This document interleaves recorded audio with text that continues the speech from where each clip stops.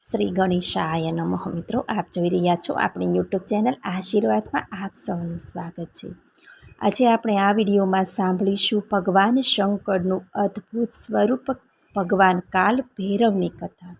જો આપને મારો વિડીયો પસંદ આવે તો લાઈક કરજો, શેર કરજો અને પહેલીવાર જો આ વિડીયો આ ચેનલમાં જોઈ રહ્યા હોય તો સબસ્ક્રાઈબ કરજો, જેથી મારા નવા વિડીયોની માહિતી તુરંત આપ સુધી પહોંચે.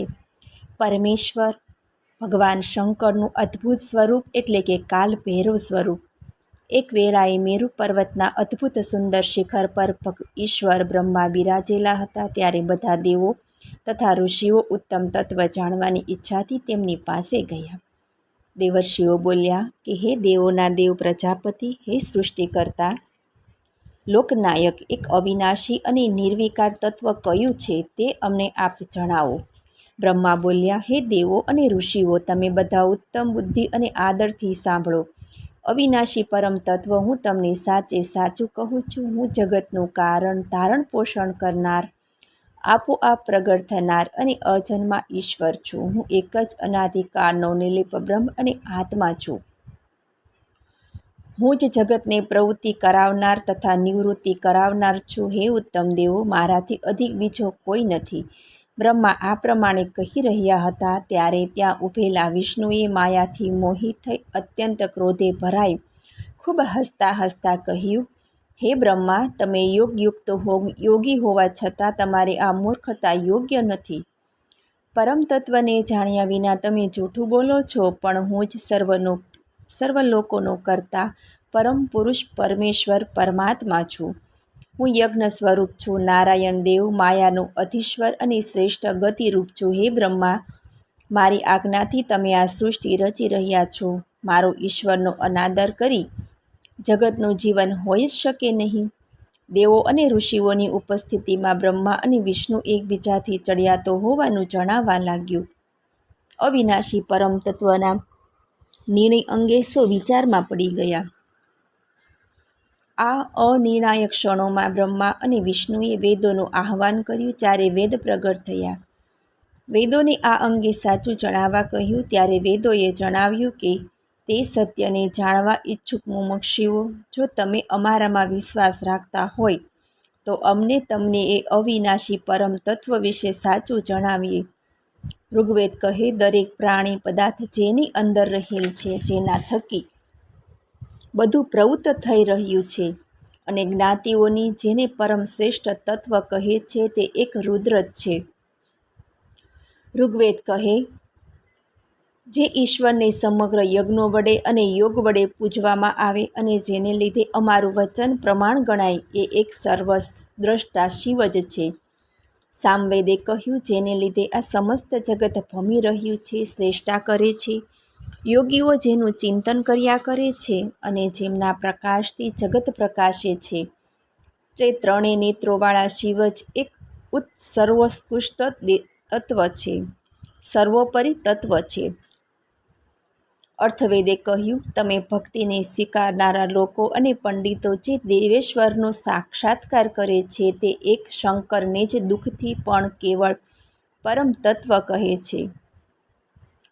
વેદોએ કહેલા આ વચનો સાંભળી બ્રહ્મા અને વિષ્ણુ બેભાન બની ગયા અને વેદોને કહેવા લાગ્યા, હે દેવો, તમે આ શું બોલો છો? તમારું ભાન જતું રહ્યું છે.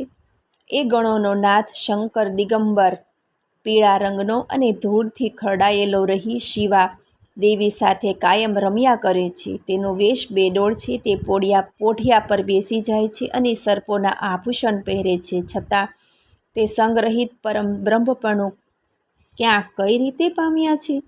એ પરમ તત્વ કઈ રીતે હોઈ શકે?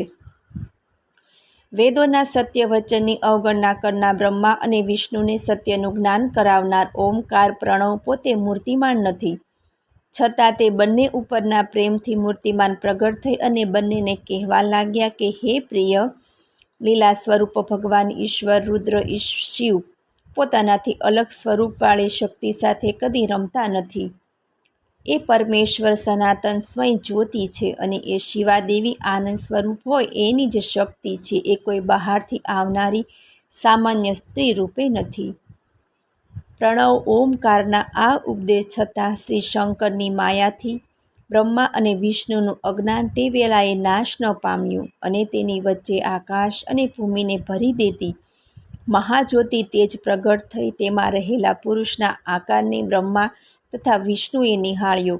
તેનું અદ્ભુત સ્વરૂપ હતું. આ દ્રશ્ય જોઈ બ્રહ્માનું પાંચમું મસ્તક કોપથી એકદમ સળગી ઉઠ્યું અને બોલ્યું, અમારી બંનેની વચ્ચે આ પુરુષ આકાર કોણ ધારણ કરી રહ્યું છે? આમ બ્રહ્મા વિચારતા હતા.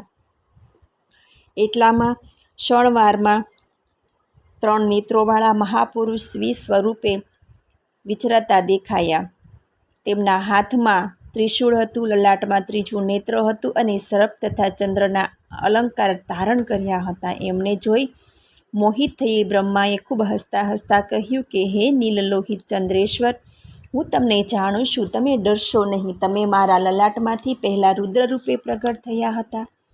તમે પહેલાં રડતા હતા, તેથી મેં તમારું નામ રુદ્ર પાડ્યું. હે પુત્ર, તું મારે શરણે આવ, હું તારી રક્ષા કરીશ. બ્રહ્માની આવી ગર્વવાણી સાંભળી જાણે પ્રણય કરતા હોય તેમ તે વેળા ઈશ્વર અત્યંત કોપાયમાન થયા અને પરમેશ્વરે કોપથી ભૈરવ નામનો પુરુષ પ્રેમથી પ્રગટ કર્યો, જે અત્યંત તેજસ્વી અને પ્રભાવશાળી હતો.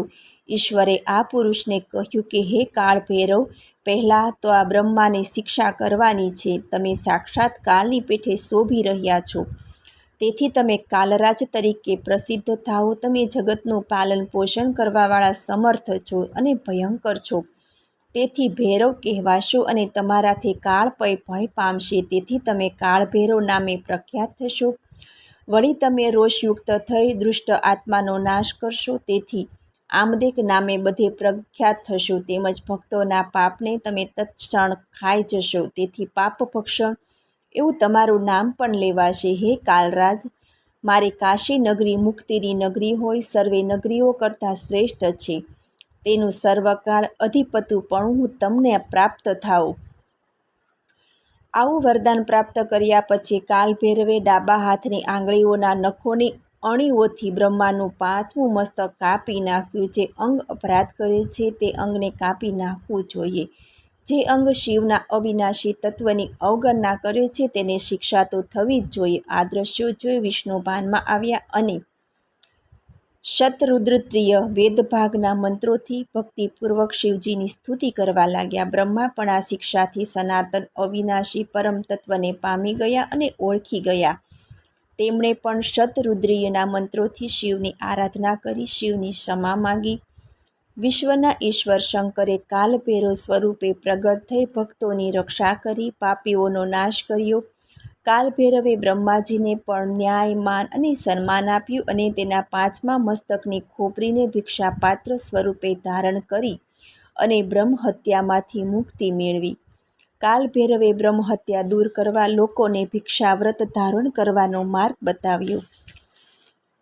કાલભૈરવે અંધકાસુર રાક્ષસનો પણ વધ કર્યો. આ ભગવાન શિવનું ભયાનક રુદ્ર સ્વરૂપ કોલસાથી પણ કાળા રંગનું છે. ભૈરવની પૂજાઓ વિશાળ છે. તેમની આંખોમાંથી અંગારા વરસે છે. તેમના વસ્ત્રો કાળા બિહામણા રંગના છે. તેમના ગળામાં રુદ્રાક્ષની માળા શોભે છે. તેમના હાથમાં લોખંડ જેવી ધાતુનો ભયાનક દંડ છે. આ શિવ તત્વના સ્વરૂપને મહાભૈરવ, કાળભૈરવ, કાપાલિક વ્રતધારી કાળોત્તમ પુરુષ તરીકે પૂજાય છે. માક્ષર માસના કૃષ્ણ પક્ષની 8મે મધ્યાહને ભૈરવનું પ્રાગટ્ય થયું હોવાથી આ તિથિ કાળભૈરવ જયંતી કાલાષ્ટમી તરીકે પણ મનાવાય છે. ભારત સાથે નેપાળમાં પણ આ કાલભૈરવ જયંતીનું પર્વ ઉજવાય છે. આજે પણ શિવના આ કાલભૈરવ પુરુષનો મહિમા 3 લોકમાં છે.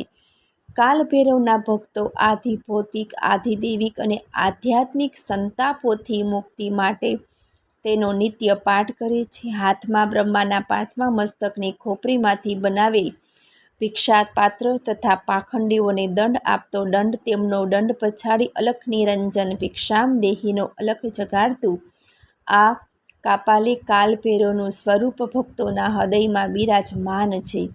ભારતમાં કાશી નગરી સહિત અન્ય તીર્થસ્થાનો તથા નેપાળમાં પણ આ કાલભૈરવના મંદિરો છે. આ મંદિરોમાં શ્રી કાલભૈરવાષ્ટકની સ્તુતિ સંભળાય છે. તેમનો પાઠ કરવાથી ભય મુક્ત થવાય છે. બ્રહ્મહત્યા જેવા પાપોમાંથી પણ મુક્તિ મળે છે. શ્રી કાલ ભૈરવાષ્ટકમ દેવરાજ સવ્યમાન પાવનાદ્રી પંકજમ યાલયજ્ઞસૂત્ર મિંદુશેખર કૃપાકરમ નારદીદ્ય યોગી વૃંદ વંદિતમ દિગંબરમ કાશિકાપુરાધીના નાથ કાલભૈરવમ ભજે કાલભૈરવાષ્ટકમ પઠતિ એ મનોરહમ જ્ઞાનમુક્તિ સાધનમ વિચિત્ર પુણ્યવર્ધનમ શોકમોહદૈન્ય લોભ કોપતાપનાશનમ તે પર્યાંતિ કાલભૈરવાધિ સનિગ્ધમ ધ્રુવમ. બોલીએ શ્રી ભગવાન કાલભૈરવનાથની જય. મને સાંભળવા બદલ ધન્યવાદ. જો આપને મારો વિડીયો પસંદ આવે તો લાઈક કરજો, શેર કરજો અને પહેલી વાર જો આ વિડીયો આ ચેનલમાં જોઈ રહ્યા હોય તો સબસ્ક્રાઈબ કરજો, જેથી મારા નવા વિડીયોની માહિતી તુરંત આપ સુધી પહોંચે. ધન્યવાદ. જય શ્રી કૃષ્ણ.